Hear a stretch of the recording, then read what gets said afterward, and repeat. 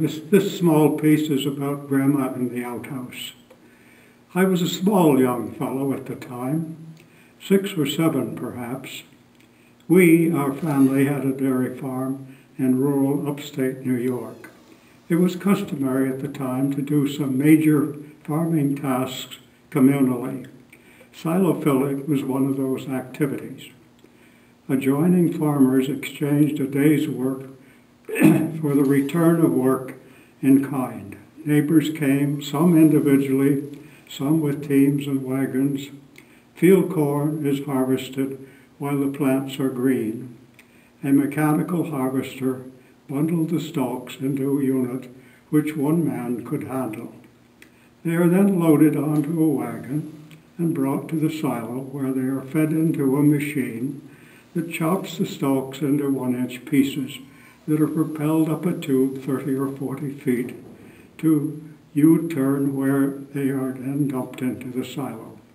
I mention the above to give an appreciation of the circumstances that led to my experience with respect to my dear grandmother who lived with us. The cutting and propelling of the corn created a loud and tinny noise of varying decibels depending upon the density and bulk of the bundles. I just happened to pass by the outhouse, which was a goodly distance from the silo. We did not have modern conveniences at that time. I heard some talking. I thought, that's strange. An outhouse is generally occupied by one person. I listened carefully.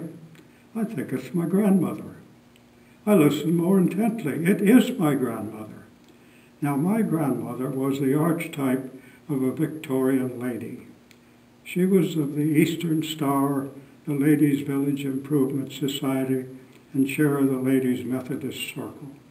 She always dressed neatly in a white shirt waist with a tight collar and lace trimmings, a long earth-toned skirt with black stockings. She reminded me of the mother figure in Anne of Green Gables. Grandma's family was of puritanical heritage, having moved from New England years before. Customarily, there was no foul language in our house. I heard her say, how can a body,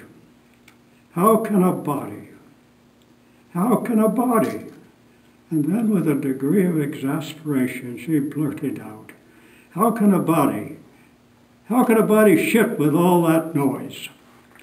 I took off immediately to report to my mother that which I had heard from her mother.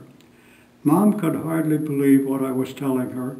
She seemed amazed and disbelieving, and yet she had a half smile.